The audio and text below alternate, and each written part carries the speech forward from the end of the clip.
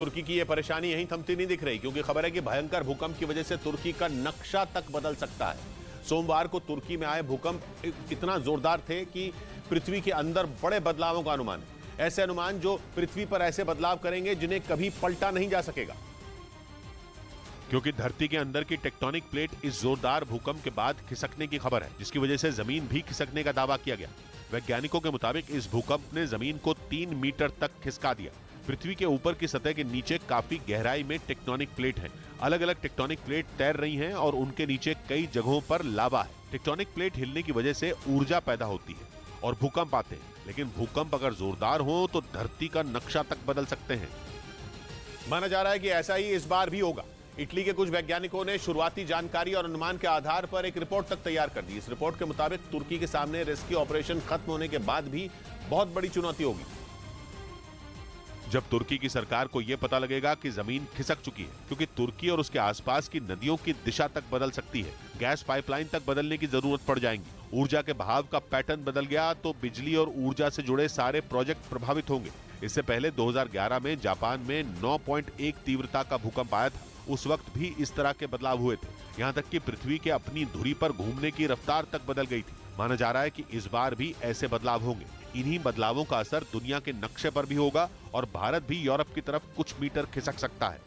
इधर अहमदाबाद में सीबीआई ने सीजीएसटी में तैनात असिस्टेंट कमिश्नर महेश चौधरी के ठिकानों पर छापा मारा। बताया गया कि इस कार्रवाई के दौरान उनके घर से 42 लाख रुपए बरामद किए गए और 50 लाख से ज्यादा के जेवर भी मिले। सीजीएसटी में तैनात असिस्टेंट कमिश्नर महेश चौधरी के ठिकानों पर सीबीआई ने आय से अधिक संपत्ति मामले में छापेमारी की। सीबीआई के मुताबिक अहमदाबाद में एक फ्लैट उनकी पत्नी के नाम पर मिला है, जिसकी कीमत 6 करोड़ बताई गई। साथ ही सीबीआई को संपत्तियों से जुड़े कई दस्तावेज भी मिले।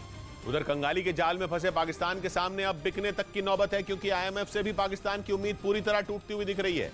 आईएमएफ के अफसरों ने पाकिस्तान की सारी उम्मीदों पर पानी फेर दिया और पाकिस्तान को ऐसा कुछ भी नहीं मिला जिसकी वो उम्मीद लगाए बैठा था। आईएमएफ की एक फाइल का इंतजार पाकिस्तान के मंत्रियों और अफसरों को पिछले 3 दिन से है। इसका नाम है MEFP, यानी memorandum of economic and fiscal policies. इस फाइल में आईएमएफ ये ऐलान करेगा कि वो कितना कर्ज पाकिस्तान को बेल आउट पैकेज के तौर पर देगा और साथ में वो शर्तें भी होंगी जो पाकिस्तान को माननी होंगी। यही फाइल तैयार करने के लिए आईएमएफ के अधिकारी पिछले 9 दिन से मशक्कत कर रहे हैं। पाकिस्तान सरकार के साथ बैठकों के लंबे दौर खत्म हो गए, लेकिन पाकिस्तान को ये फाइल नहीं मिली। यहाँ तक कि पाकिस्तान ने यह भी कह दिया कि जो भी आईएमएफ कोरे कागज पर लिख देगा वो उसे मानने को तैयार है, लेकिन फाइल फिर भी तैयार नहीं हो रही। और यही पाकिस्तान की सबसे बड़ी टेंशन है। जितने दिन आईएमएफ के अधिकारियों ने पाकिस्तान में बिताए, उतने दिनों में पाकिस्तान की जरूरतें भी बढ़ गई। पहले पाकिस्तान को $300 करोड़ की मदद चाहिए थी, लेकिन अब तो पाकिस्तान $500 करोड़ मांग रहा है, क्योंकि रोजाना उस पर कर्ज बढ़ रहा है। पाकिस्तान के लोगों का पेट भरने के लिए भी उसे महंगा अनाज और महंगी सब्जियां इंपोर्ट करनी पड़ रही हैं, इसीलिए उस पर कर्जा बढ़ता जा रहा है। यही वजह है कि आईएमएफ से बेल आउट पैकेज मिले या न मिले, पाकिस्तान को डूबने से बचाना लगभग नामुमकिन हो गया है, जिसकी सबसे बड़ी वजह है आईएमएफ की शर्तें। आईएमएफ ने बिजली की दरों को दुगना करने की शर्त पाकिस्तान के सामने रखी है। आईएमएफ ने पेट्रोल और डीजल को 400 पाकिस्तानी रुपए तक पहुंचाने की सिफारिश की है। आईएमएफ ने पाकिस्तान सरकार के कई महकमे बंद करने को कह दिया है और फौज के खर्चे में भारी कटौती की भी शर्त रखी है। अब पाकिस्तान कह चुका है कि बस कर्ज दे दीजिए और जो चाहे करवा लीजिए, क्योंकि मुल्क बचाने के लिए पाकिस्तान के सामने दूसरा कोई रास्ता बचा ही नहीं है। न्यूज़ 18 इंडिया की web series FIR number 208 streaming now.